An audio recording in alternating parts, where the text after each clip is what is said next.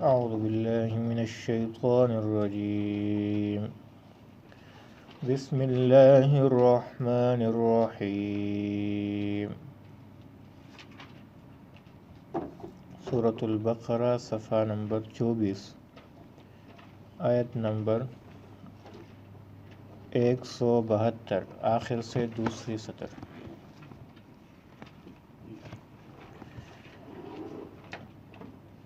يا أيها الذين آمنوا كلوا من طيبات ما رزقناكم واشكروا لله إن كنتم إياه تعبدون. إنما حرم عليكم الميتة والدم ولحم الخنزير وما أهل به لغير الله، فمن اضطر غير باغ ولا عاد فلا إثم عليه، إن الله غفور رحيم. إن الذين يكتمون ما أنزل الله من الكتاب ويشترون به ثمنا قليلا أولئك ما يأكلون في بطونهم إلا النار ولا يكلمهم الله يوم القيامة ولا يزكيهم ولهم عذاب أليم. أولئك الذين اشتروا الضلالة بالهدى والعذاب بالمغفرة فما أصبرهم على النار. ذلك بأن الله نزل الكتاب بالحق وإن الذين اختلفوا في الكتاب لفي شقاق بعيد.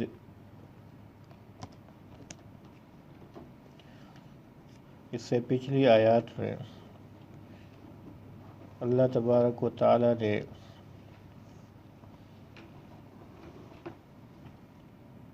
اس بات سے منع کیا کہ شیطان کی اتباع کی جائے، اور اس سے پہلے فرمایا کہ جو حلال چیزیں میں نے تمہارے لیے پیدا کی ہے وہ کھایا کرے۔ اسی کے متعلق آج کا بھی درس ہے کہ حلال کیا ہے اور حرام کیا ہے، تو چند احکامات بھی آج ذکر ہوں گے جو چیزیں اللہ پاک نے ہمارے اوپر حرام کی ہیں۔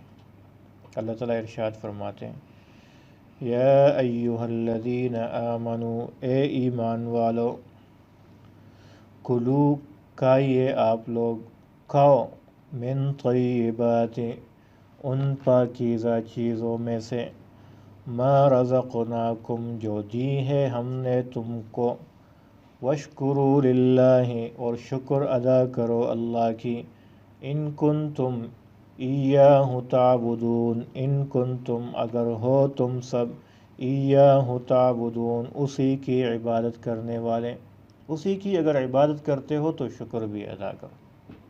تو پاکیزہ چیزیں کھایا کرو۔ ایک حدیث میں آتا ہے کہ ان اللہ طیب، کہ اللہ پاک خود بھی پاک ہے، لا یقبل الا طیبا، اور وہی چیزیں قبول کرتا ہے جو پاکیزہ ہو۔ آگے فرماتے ہیں وَإِنَّ اللَّهَ أَمَرَ الْمُسْلِمِينَ، اور اللہ مسلمانوں کو بھی حکم دیتا ہے، مَا أَمَرَ بِهِ الْمُرْسَلِينَ، جن چیزوں کا انہوں نے پیغمبروں کو حکم دیا۔ ایک اور جگہ ارشاد ہے، قرآن پاک میں آتا ہے، یا ایہا الرسل، اے میرے پیغمبرو، اے رسولو، کلوا من طیبات ما رزقناکم، تم پاکیزہ رزق کھاؤ جو کچھ میں نے تمہیں دیا ہے۔ اور یہاں پر ارشاد ہوا، یا ایہا الذین آمنو، اے ایمان والو، کلوا من طیبات ما رزقناکم، پاکیزہ چیزیں کھاؤ جو کچھ اللہ پاک نے تمہیں دیا ہے، اس میں سے پاکیزہ چیزیں کھایا کرو۔ اور پاک مال کھانے اور حرام مال کھانے کا اثر ہوتا ہے، یہ پہلے بھی ذکر ہوا ہے۔ اسی حدیث میں اللہ تعالیٰ اللہ کے رسول فرماتے ہیں کہ ثم ذکر الرجل یطیل السفر، ایک شخص ہے بہت لمبے سفر پہ نکلا ہے، اور سفر میں ویسے بھی اللہ کی رحمت متوجہ ہو جاتی ہے، انسان سفر میں ہوتا ہے تو آسانیاں بھی پیدا ہوتی ہیں، تو سفر میں بھی ہے اور پراگندہ بال ہے اور اسے ضرورت بھی ہے، اور وہ اللہ سے مانگتا ہے کہ یا رب ہاتھ اٹھائے ہوئے، یا رب اے رب یہ میرا یہ مسئلہ حل کر دے، میرا یہ مسئلہ حل کر دے۔ اور اللہ کے نبی فرماتے ہیں کہ مطعمہ حرام، اس کا کھانا حرام کا ہوتا ہے، ملبسہ حرام، اس کا لباس حرام کا ہوتا ہے، مشربہ حرام، اس کا پینا حرام کا ہوتا ہے، فأنا یستجاب لہ، اس شخص کی دعا کیسی قبول ہو سکتی ہے جس کے لباس بھی حرام ہو، کھانا بھی حرام ہو، پینا بھی حرام کا ہو، وہ لاکھ اللہ کو بلائے تو دعا قبول نہیں ہوگی۔ اور اس سے پہلے سعد بن ابی وقاص رضی اللہ تعالیٰ عنہ والا واقعہ میں نے آپ لوگوں کو سنایا تھا کہ انہوں نے پوچھا یا رسول اللہ میرے لیے دعا کرے کہ میں مستجاب الدعوات بن جاؤں، تو اللہ کے رسول نے ارشاد فرمایا کہ تم پاک حلال کھایا کرو، پاک مال کھایا کرو، حرام کا ایک لقمہ بھی جائے اندر تو 40 دن تک کوئی بھی عبادت قبول نہیں ہوتی۔ تو اللہ تعالیٰ ارشاد فرماتا ہے کہ جو پاکیزہ رزق ہے وہ کھایا کرو، پھر اس کے بعد کیا کرو، وَاشْكُرُوا لِلَّهِ، پھر اللہ کا شکر ادا کرو۔ تو شکر کس طرح ادا کرنا ہے؟ دل سے بھی اللہ کا شکر، زبان سے بھی الحمدللہ، یہ ہماری عادت ہونی چاہیے، جو بھی نعمت ہم استعمال کرتے الحمدللہ اللہ تیرا شکر ہے، اور عمل سے بھی اللہ کا شکر کہ اسی نعمت کو اللہ کے لیے استعمال کرے، اور عملاً بھی اس بات کو ثبوت دے کہ یا اللہ ہم تیرا شکر ادا کرتے۔ اللہ تعالیٰ فرماتے ہیں ان کنتم ایاہ تعبدون، اگر تم اللہ کی عبادت کرتے ہو تو پھر شکر ادا کرو۔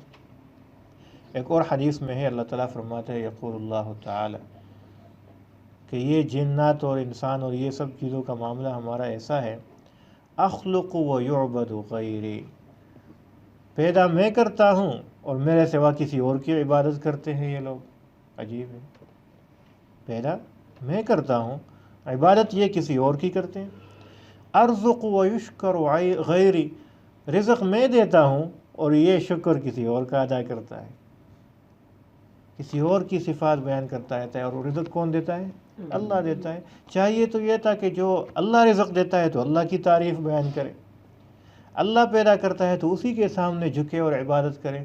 تو اللہ تعالیٰ یہ فرماتے ہیں کہ اخلق و یعبد غیری، پیدا میں کرتا ہوں، عبادت کسی اور کی کرتا ہے۔ ارزق و اشکر غیری، رزق میں دیتا ہوں اور یہ شکر کسی اور کا ادا کرتا ہے۔ تو تمام نعمتوں پہ اللہ کا شکر ادا کرنا چاہیے، جو بھی نعمتیں اللہ نے دی، بے شمار نعمتیں ان گنت، کبھی ہماری زبان پہ گلے اور شکوے والی بات نہ آئے، ہر حال میں الحمدللہ علی کل حال، یہ مسنون دعا ہے کہ یا اللہ تیرا شکر ہے، ہر حال میں تیرا شکر۔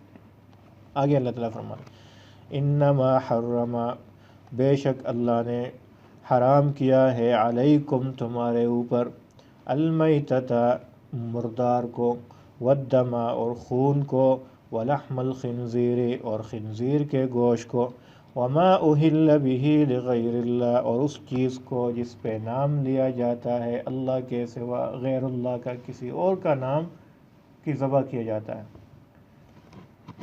یہاں کچھ مسئلے بیان کرتے ہیں کہ یہ چیزیں حرام ہے، اللہ پاک فرماتے المیتۃ، مردار حرام ہے۔ مردار سے کیا مطلب ہے کہ وہ جانور جس کو کھانے کے لیے ذبح شرعی کی ضرورت ہوتی ہے، جس کو حلال کرنے کے لیے آپ کو شرعی طور پر ذبح کرنے کی ضرورت ہے، آپ اسے ذبح نہ کریں، اسی طریقے سے وہ چیز مردار ہو جاتی ہے، اس کا کھانا آپ کے لیے ناجائز ہو جاتا ہے۔ شرعی ذبح کیا ہے کہ آپ کسی تیز دھاری دار چیز کو لے لو، چھری ہو یا پتھر ہے یا کوئی بھی چیز ہے جس کی دار ہو، جو کاٹ سکے، اس کو لے کر یہاں گلے میں 4 رگیں ہیں، ان 4 رگوں کو کاٹ لو یا 3 کو کاٹ لو کم سے کم، اور اللہ کا نام لو، اللہ کے نام کے ساتھ کاٹ لو، اور اس سے خون بہہ جائے تو یہ چیز آپ کے لیے حلال ہو جاتی ہے۔ اگر کوئی جانور ہے، گائے ہے، بیل ہے، بھینس ہے، جو بھی ہے، اس کو آپ اس طریقے کے علاوہ کسی طریقے سے ذبح کریں یا قتل کرے یا مار دے یا اسی طریقے سے مار دے لیکن اللہ کا نام نہ لو، تو یہ چیز آپ کے لیے حرام ہو جاتی ہے، یہ مردار میں آ جاتی ہے۔ مثال کے طور پر آپ نے اسے مار مار کے جو ہے مار دیا، یا زہر کھلا کے مار دیا، یا پتھر اٹھا کے سر کے اوپر مار کے اسے قتل کر دیا، یا کہیں اوپر پہاڑ سے یا کسی بلند جگہ سے گرا دیا اور اس سے وہ جانور مر گیا، یا کسی گولی پہ لگ گیا، تو وہ چیز کیا ہو جاتی ہے؟ مردار ہو جاتی ہے، اور اس کا کھانا حرام ہو جاتا ہے۔ تو اللہ تعالیٰ فرماتے ہیں کہ میتہ، جو مردار چیز ہے یہ میں نے حرام کی ہوئی ہے، جس چیز کو ذبح نہ کیا جائے تو وہ حرام۔ حدیث پاک میں آتا ہے کہ اللہ پاک نے ہمارے لیے 2 مردار چیزیں حلال کی ہے، اس کے علاوہ باقی سب ناجائز ہے۔ کون سی چیزیں 2 مردار چیزیں؟ مچھلی، صید البحر، سمندر کا جو شکار ہے، تو مچھلی اور دوسری چیزیں بھی اس میں آ جاتی ہیں۔ ہمارے نزدیک مچھلی جائز ہے، شوافے جو دوسرے ہیں وہ اور چیزیں بھی کھاتے ہیں، جو کیکڑے کھاتے ہیں، جو دوسرے جھینگے وغیرہ ہیں، یہ ساری چیزیں اس کو آپ زندہ نکال دو، ذبح کرنے کی ضرورت نہیں ہے، شکار کر لو، اسے کھا لو۔ ہاں، کوئی مچھلی ایسی ہے کہ سمندر میں ہی مر جائے کسی اور وجہ سے، اور وہیں سے گل سڑ کر اوپر آ جائے پانی کی سطح تک، وہ اٹھا کے کھانا ٹھیک نہیں ہے۔ لیکن زندہ نکال کے آپ نے باہر نکال دیا اور وہاں پر مچھلی مر گئی تو ذبح کرنے کی ضرورت نہیں۔ دوسری چیز ٹڈی دل ہے، مولخ چیز تو ٹڈی دل آج کل پاکستان میں اور انڈیا میں بہت سارے ہیں، تو چاہیے کہ پکڑ پکڑ کر انہیں کھایا کرے، لیکن منوں میں ابھی میں نے نیوز میں دیکھا ایک بندہ وہ دے رہا تھا کہ 20 روپے فی کلو کے حساب سے لے رہے تھے، اور وہاں پر جو جمع ہوا تھا تو کتنے منوں میں یہ ٹڈی دل انہوں نے جمع کیے ہوئے، اتنا بڑا لشکر وہ پاکستان آئے ہو۔ تو یہ چیز جو ہے، ٹڈی دل نہیں جانتے؟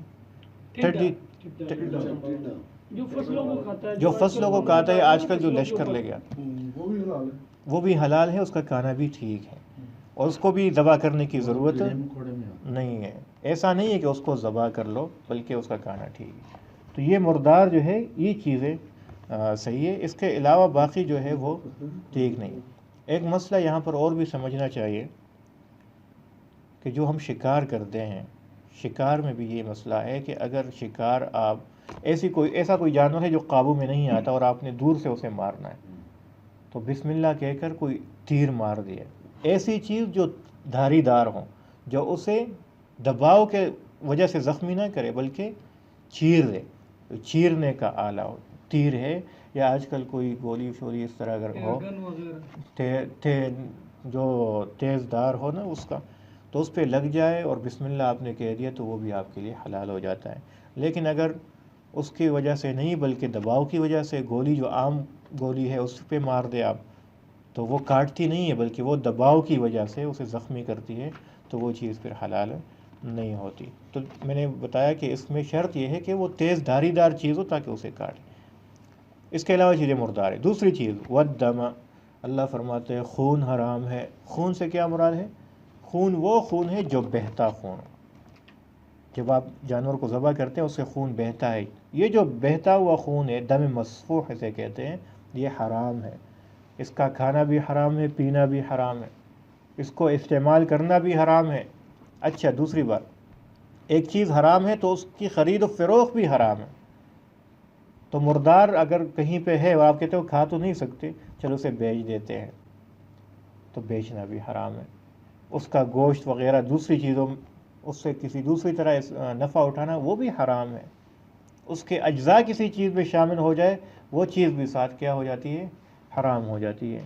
اس لیے کہتے ہیں کہ جو جانور کی چربی ہے اگر مردار ہے اس کی چربی بھی حرام ہے، تو بعض صابن وغیرہ میں بعض چیزوں میں وہ چربی شامل ہوتی ہے، تو وہ چیز حرام ہے، اس کا استعمال کرنا ٹھیک نہیں ہے، اس سے پرہیز کرنا اور احتیاط کرنا لازم ہے۔ بعض ایسی چیزیں ہیں جو حرام ہے لیکن دوائی کے طور پر استعمال ہوتی ہے، تو دوائی کے طور پر اگر استعمال ہو تو اس میں پھر کچھ شرائط ہیں، وہ پھر آگے بھی بلکہ بھی بتا دیتا ہوں۔ کچھ شرائط ہیں کہ وہ چیز دوائی کے طور پر اگر استعمال ہوتی ہے اس کی ضرورت ایسی ہو کہ اس کے علاوہ کسی چیز پہ آپ ٹھیک نہیں ہو سکتے، ٹھیک ہے، اور وہ چیز جو ہے آپ حالت اضطراری میں ہو وہ نہیں کھاؤ گے تو مشکل میں پڑ جاؤ گے، یا بیماری بڑھ جائے گی، یا آپ کو جان کا خطرہ ہے، اور اس دوائی سے ٹھیک ہونا یقینی بھی ہے، یا کم از کم زیادہ عام طور پہ اس سے بندہ ٹھیک ہو جاتا ہے، تو اس کو بقدر ضرورت پھر دوائی کے طور پر بندہ لے سکتا ہے۔ اس کے علاوہ مردار کو ان چیزوں کو نہیں استعمال کر سکتا، نہ اس کی خرید و فروخت کر سکتا ہے، نہ بیچ سکتا ہے، نہ اور کسی طریقے سے نفع اٹھا سکتا ہے۔ وَلَحْمَ الْخِنْزِيرِ، اللہ تعالیٰ فرماتے ہیں خنزیر کا گوشت یہ بھی حرام ہے۔ یہ خاص طور پہ اس لیے ذکر کیا کہ خنزیر کا گوشت اگر آپ اسے ذبح کرو بھی تو بھی حلال نہیں ہوتی، وہ حرام ہی ہے۔ ایسا نہیں کہ آپ بسم اللہ پڑھ کے اسے ذبح کر دو، کہو کہ یار یہ تو میں نے صحیح طریقے سے ذبح کر دیا تو حلال ہونا چاہیے، نہیں۔ اور خنزیر کا صرف گوشت نہیں، اس کی ہڈی بھی استعمال کرنا حرام ہے، اس کی کھال بھی استعمال کرنا حرام ہے، تمام کے تمام اجزاء اس کا استعمال کرنا حرام ہے۔ یہ نجس العین ہے، اس سے اپنے آپ کو بچانا چاہیے۔ تو جس چیز میں خنزیر کا گوشت ہے یہاں پر خاص طور پہ اس کا خیال رکھنا چاہیے، اس سے اپنے آپ کو بچانا چاہیے۔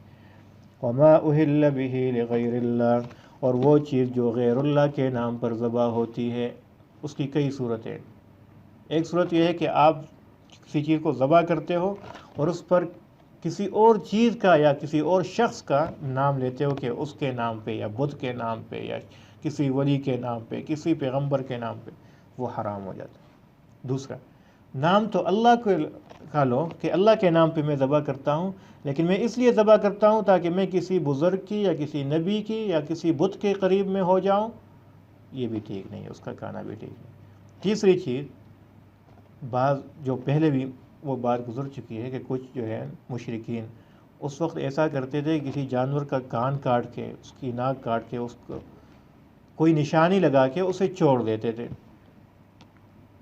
کہ یہ ہمارے بتوں کے نام پہ ہوگی، ہمارے بتوں کے نام۔ تو اللہ تعالیٰ نے فرمایا کہ یہ چیز ٹھیک نہیں ہے، اور پھر وہ سمجھتے تھے کہ اس کا کھانا اب ہمارے لیے ٹھیک نہیں ہے، تو وہ چیز اس میں شامل نہیں ہے۔ اگر وہ چیز اس شخص کی ملکیت میں رہتی ہے، اگر آپ اس سے خرید لو اور اسے صحیح طریقے سے ذبح کر لو، اللہ کے نام پہ ذبح کر لو، تو اس کا کھانا پھر ٹھیک ہے، وہ ناجائز نہیں ہے۔ لیکن یہ دوسری صورتیں ہیں، اللہ کے نام کے علاوہ کسی کے شخص کے نام پہ آپ کوئی ذبح کرتے ہو تو اس کا کھانا ٹھیک نہیں۔ فمن اضطر غیر باغ ولا عاد، اللہ تعالیٰ فرماتے ہیں فمن اضطر، پس وہ شخص جو مجبور ہوا، غیر باغ، نافرمانی نہیں کرنے والا، ولا عاد، اور نہ تجاوز کرنے والا ہے، فلا اثم علیہ، تو نہیں ہے کوئی گناہ اس پر، جو بغاوت نہیں کرتا اور تجاوز نہیں کرتا۔ کیا مطلب؟ ایک شخص ہے، وہ اس حال تک پہنچ گیا، مجبوری کی حالت میں، بھوک اس حالت تک پہنچ گیا کہ وہ مرنے کا خطرہ ہے، جان جانے کا خطرہ ہے، تو اللہ تعالیٰ فرماتا ہے کہ یہ حرام چیزیں بھی ہے، یہ آپ تھوڑا سا اس میں کھا سکتے ہو تاکہ آپ کی جان بچ جائے، لیکن اس میں دو شرطیں ہیں۔ غیر باغن، اس میں آپ لذت نہ لو، نافرمانی مت کرو۔ یہ نہیں کہ آپ کو بھوک لگی ہے بہت سخت، لیکن میں نے بتایا وہ بھوک عام بھوک نہیں، وہ بھوک جو جان جانے کا خطرہ ہو، جس میں مرنے سے بچائیں، تو اس وقت آپ کیا کرو گے؟ آپ اس کے 3-4 نوالے یا جتنے بھی ہیں وہ کھا سکتے ہو، یا اتنی پیاس لگی ہے، کوئی بھی چیز نہیں ہے، حلال چیز آپ کے پاس نہیں ہے، تو کوئی چیز ایسی ہے جو حرام ہے یا کسی اور کی ملکیت ہے، تو کسی اور کی ملکیت بھی آپ کے لیے حرام ہے، تو آپ جان بچانے کے لیے اتنی مقدار میں، پیٹ بھر کر نہیں، اتنی مقدار میں جو آپ کی جان بچ سکے۔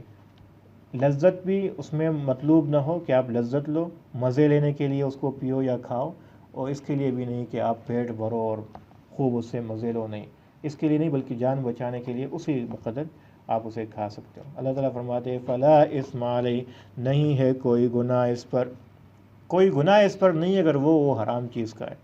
ان اللہ، بے شک اللہ، غفور الرحیم، وہ بخشنے والا ہے، رحم کرنے والا ہے۔ یہاں اگر آپ نے دیکھا ہو، اللہ فرماتے ہیں فلا اثم علیہ، اس شخص کے اوپر کوئی گناہ نہیں ہے اگر وہ کوئی حرام چیز کھائے اس حالت میں۔ کیا مطلب اس بات کا؟ کہ وہ حرام چیز اس کے لیے حلال نہیں ہو جاتی، حرام کے حرام رہتی ہے، لیکن اللہ پاک صرف وہ گناہ اٹھا لیتا ہے۔ تو آگے اللہ فرماتے ہیں ان اللہ، بے شک اللہ، غفور، بخشنے والا ہے، کیونکہ یہ حرام کھاؤ گے آپ اور پھر بھی اللہ آپ کو بخش دیتا ہے۔ رحیم، رحم کرنے والا ہے، کیونکہ آپ مرنے کے قریب ہے اور پھر اللہ تعالیٰ نے آپ کو راستہ دکھایا ہے کہ یہ حرام کھاؤ، کوئی مسئلہ نہیں، اتنا کھاؤ کہ آپ کی جان بچ جائے۔ یہ علماء فرماتے ہیں کہ ایسی حالت ہو، ایسے تو پتہ نہیں ہوگا کہ نہیں کسی کے ساتھ ایسا معاملہ ہوگا، آج کل تو الحمدللہ ہر قسم کی نعمتوں کی فراوانی ہے، غریب سے غریب تر بھی کچھ نہ کچھ اسے کھانے کو مل جاتا ہے، لیکن ایسی کوئی حالت پیش آ جائے تو اس میں حرام کھانے سے آپ کو کوئی گناہ نہیں ملے گا انشاءاللہ، اگر آپ اس حد تک کھاتے ہو کہ آپ کی جان بچے۔ آگے یہودیوں کے متعلق اللہ تعالیٰ فرماتے ہیں کہ یہ تو حرام چیزیں کھانوں میں سے ہے، لیکن کچھ اور بھی حرام ہے۔ ان الذین، بے شک وہ لوگ، یکتمون، جو چھپاتے ہیں، ما انزل اللہ، وہ باتیں جو نازل کی ہے اللہ نے، من الکتاب، کتاب میں سے۔ وہ کون سی باتیں تھیں؟ یہودیوں پر نازل کی تھی کہ نبی آخر الزمان تشریف لائیں گے اور یہ چیزیں حلال ہے اور یہ حرام ہے، تو وہ یہود کے لوگ کیا کرتے تھے، ان کے علماء کیا کرتے تھے، وَيَشْتَرُونَ بِهِ ثَمَنًا قَلِيلًا، اور لیتے ہیں اس کے بدلے میں بہت تھوڑی سی قیمت۔ وہ کیا کرتے تھے، کوئی شخص اس کے پاس آ کے ہدیہ لے آتا تھا، کچھ پیسے لے آتا تھا اور اس سے مسئلہ پوچھتا تھا تو وہ مسئلہ اسی کے مطابق بتا دیتا، یا پھر انہوں نے نبی آخر الزمان کی جو نشانیاں تھیں وہ بتانے سے گریز کیا کہ ایسا نہ ہو کہ ہم بتائیں کہ یہ وہی نبی ہے اور سارے لوگ ان پہ ایمان لے آئیں گے تو ہماری دکانداری تو گئی، ہماری جو سیادت اور قیادت ہے اور لوگ ہم سے رجوع کرتے ہیں وہ چیز تو ختم ہو جائے گی، سب لوگ ادھر چلے جائیں گے۔ تو اس بات کی بجائے وہ لوگوں سے پیسے لے کر انہیں غلط نشانیاں بتاتے تھے کہ یہ وہ نہیں ہے بلکہ وہ کبھی آئیں گے یا ہمارے لوگوں میں آئیں گے۔ تو اللہ تعالیٰ فرماتے ہیں اولئک، یہ لوگ جو ہیں، ما یأکلون، نہیں کھاتے وہ یا نہیں بھرتے وہ، فی بطونہم، اپنے پیٹوں میں، الا النار، مگر آگ بھرتے ہیں۔ یہ لوگ جو یہ تھوڑی سی چیز لے کے کھاتے ہیں یہ آگ بھرتے ہیں اپنے پیٹوں میں۔ ولا یکلمہم اللہ، اور کلام نہیں کریں گے، بات نہیں کریں گے ان کے ساتھ، رحمت کی بات نہیں کریں گے، یوم القیامت، قیامت کے دن اللہ ان کے ساتھ، ولا یزکیہم، اور نہ ان کو پاک کریں گے ان کے گناہوں سے، قیامت کے دن ان کے اوپر کوئی رحم نہیں کیا جائے۔ وَلَهُمْ عَذَابٌ أَلِيمٌ، اور ہے ان کے لیے دردناک عذاب۔ اولئک الذین، یہی لوگ وہ ہیں، اشتروا الضلالۃ، جنہوں نے خرید لی گمراہی کو، بالہدی، ہدایت کے بدلے میں، ہدایت چھوڑ کر گمراہی خرید لی اور وہ بھی چند تھوڑے پیسوں کے بدلے میں، والعذاب، اور عذاب خرید لیا، بالمغفرت، بخشش کے بدلے میں، یعنی بخشش اور مغفرت کو چھوڑ کر عذاب خرید لیا۔ تو اللہ تعالیٰ فرماتے ہیں فما اصبرہم علی النار، کتنے بڑے صبر کرنے والے ہیں آگ پر۔ آگ پر کتنے بڑے، کتنی جرأت ہے ان لوگوں کی کہ جہنم کی آگ پہ یہ لوگ راضی ہوئے، یہ لوگ جہنم کی آگ پہ راضی ہوئے اور دنیا کی تھوڑی سی نعمتیں، تھوڑی سی قیمت لے کر جہنم کی آگ کو برداشت کریں گے۔ فما اصبرہم، کیا صبر ہے ان لوگوں کی، کیا صبر ہے ان لوگوں کی جو جہنم کی آگ پر بھی صبر کر لیتے ہیں۔ آج کل جو لوگ کہتے ہیں کوئی مسئلہ نہیں، یہ کام کرو، چند غوطے کھا لیں گے نہ جہنم میں، چند غوطے کھا لیں گے، یہ بات بہت خطرناک ہے۔ انہی کے متعلق بھی ہے فما اصبرہم، کتنا، کیا صبر ہے آپ لوگوں کی کہ آپ جہنم پہ ایک غوطہ کھانے کو آپ برداشت کر لو گے۔ تو اس بات سے اپنے آپ کو بچانا چاہیے، اس طرح کی باتوں سے۔ جہنم ہمیں اللہ دکھائے بھی نہ، غوطہ کھانا تو دور کی بات ہے، ایک غوطہ کھائے گا، ٹائم کم ہے میں بتاتا ہوں، ایک حدیث میں ہے کہ یؤتا، قیامت کے دن، یؤتا بے اکثر، اس طرح کے الفاظ ہے کہ سب سے زیادہ وہ شخص جس کے اوپر دنیا میں، پوری دنیا میں، آدم علیہ السلام سے لے کر قیامت تک آنے والے انسان، یؤتا بانعم الناس یوم القیامہ، اس شخص کو لے کے آئیں گے فرشتے جس پر سب سے زیادہ اللہ کے انعامات ہیں، سب سے زیادہ دولت اور خوشیاں، اور دنیا میں بہت اچھی زندگی گزاری تھی سب سے زیادہ۔ تو آپ تصور کریں وہ کون بندہ ہوگا، وہ چند من و ہزار من اور چند حق کا بندہ نہیں ہوگا، وہ بہت کتنی خوشیاں، کتنی دولت والا بندہ ہوگا زرداری ہوگی قیامت کے دن۔ زرداری تو کچھ بھی نہیں ہے۔ تو وہ جب لایا جائے گا تو کیا ہوگا؟ اللہ پاک فرمائیں گے فرشتوں کو کہ جہنم میں ایک غوطہ ان کو دے، تو ایک غوطہ دیں گے، تو پھر اللہ پاک پوچھیں گے کہ حل وجدت من خیر یا ابن آدم، اے آدم کے بیٹے، حل وجدت من خیر، کوئی خیر پایا تھا آپ نے دنیا میں، کوئی اچھی چیز ملی تھی؟ حل مرک بک النعم، حل مر بک النعم، کوئی نعمت آپ کو ملی تھی دنیا میں؟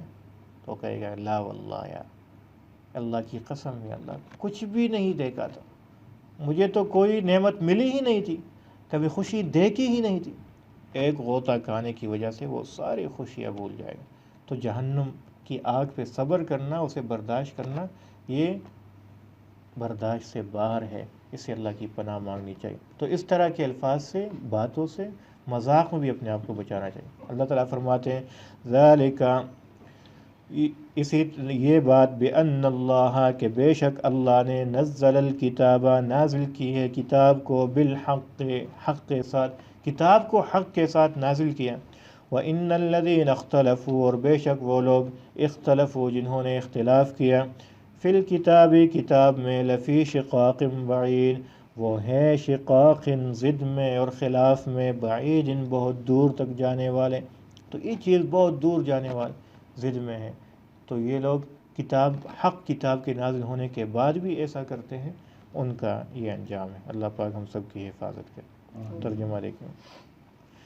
یا ایہا الذین، اے وہ لوگو، آمنو جو ایمان لائے ہیں، کلوا من طیبات، کھاؤ تم سب، من طیبات ان پاکیزہ چیزوں میں سے، ما رزقناکم جو رزق کے طور پر دی ہے ہم نے تم کو، واشکروا للہ اور شکر ادا کرو، للہ اللہ کی، ان کنتم اگر ہو تم، ایاہ اسی کی، تعبدون عبادت کرتے ہو۔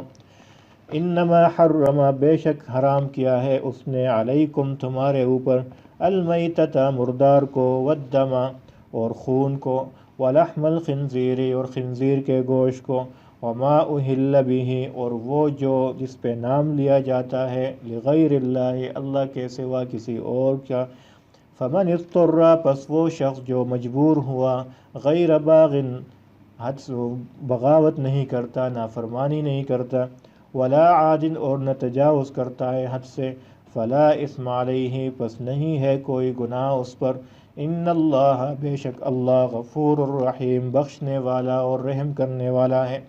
ان الذین بے شک وہ لوگ، یکتمون جو چھپاتے ہیں، ما انزل اللہ ان باتوں کو جو نازل کی ہے اللہ نے، من الکتاب کتاب میں سے، ویشترون بہ اور لیتے ہیں اس کے بدلے، ثمنا قلیلا تھوڑی سی قیمت، اولئک یہی وہ لوگ ہیں، ما یأکلون نہیں کھاتے یہ لوگ یا نہیں بھرتے، فی بطونہم اپنے پیٹ میں، الا النار مگر آگ بھرتے ہیں، ولا یکلمہم اللہ اور نہیں کلام کریں گے اللہ، یوم القیامت قیامت کے دن ان کے ساتھ، ولا یزکیہم اور نہ ان کو پاک کریں گے، ولہم عذاب علیم اور ہے ان کے لیے دردناک عذاب۔